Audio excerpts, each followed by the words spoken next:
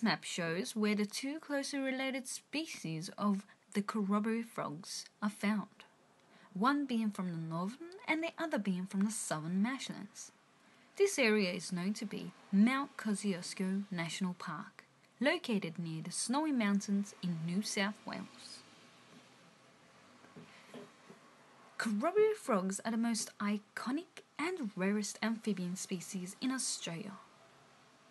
This documentary film brings to show you the Corroboree frogs and how a fungus can nearly wipe out the population, as well as other amphibian species, making the fungus responsible for the most disease-caused loss of biodiversity in recorded history.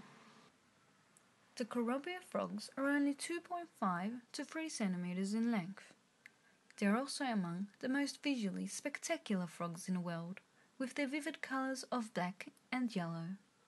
Corroboree frogs have very unusual behavioural traits. These traits are that they don't reach sexual maturity until the age of 4. They have a distinct sound of squelching and don't croak, and they don't jump or hop around, but instead they crawl on all fours. Unfortunately, there has been a recent decline in the Corroboree frog population, leading the iconic frog to be critically endangered, facing many threats.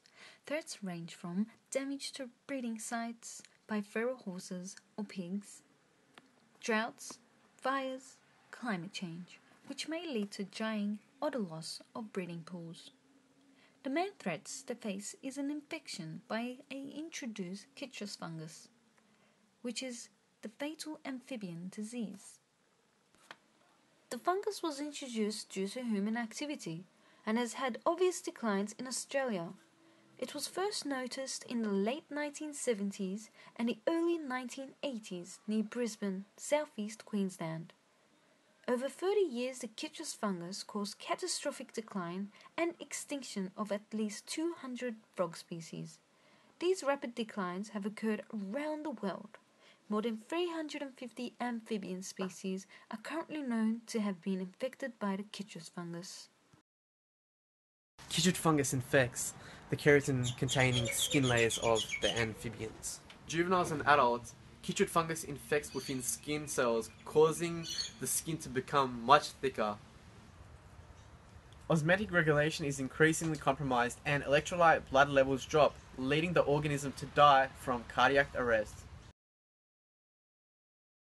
The fungus isn't in the DNA of the amphibian, so it can't be inherited from an infected parent. Zoos in Australia are collecting eggs of the Corroboree frog and placing them in conservation until they hatch, in order to keep them away from the infected pools. Although there isn't a cure for the wild amphibian populations infected by the citrus fungus yet.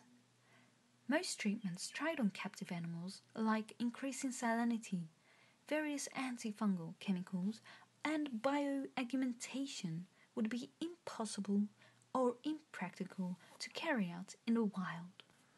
There may be fewer than 120 Corroboree frogs left in the wild. Numbers are continuing to decline, and the populations in the wild are probable to be extinct within the next 5 to 10 years. The help from zoos and other organisations help prevent the acceleration of extinction. Taronga Zoo detained 236 Corroboree frogs in 2009. This gained valuable knowledge about how to care and breed for their species. This also gave an insight into treating the citrus fungus and developing plans for the eventual release into the wild. Knowing that the Australian zoos are on board to raise the population of the frogs back up, I went to one of the zoos, being Taronga Zoo, and I searched for these rare frogs. It was spectacular seeing the frogs in person, as I was able to see a species that is critically endangered. Is this the end of all of our animals? Taronga Zoo has special enclosures for the frogs. These enclosures contain wet tussock and wet heath for breeding. Many people were able to see the critically endangered Corroboree frog. If we give up hope for one species, it would be like giving up hope for all. The more we try and save the numbers, the more we are able to have a better future for the coming generations. Corroboree frogs is our very own Australian amphibian, and by being proud, we should be taking care of it. The citrus fungus is a horrible disease that is wiping out many amphibian species, as well as the corroboree frog.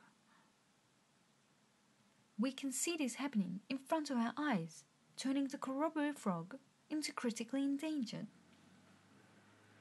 Though, thanks to many Australian zoos and other organisations, the numbers are slowly but surely developing in contrast to its near extinction in the wild.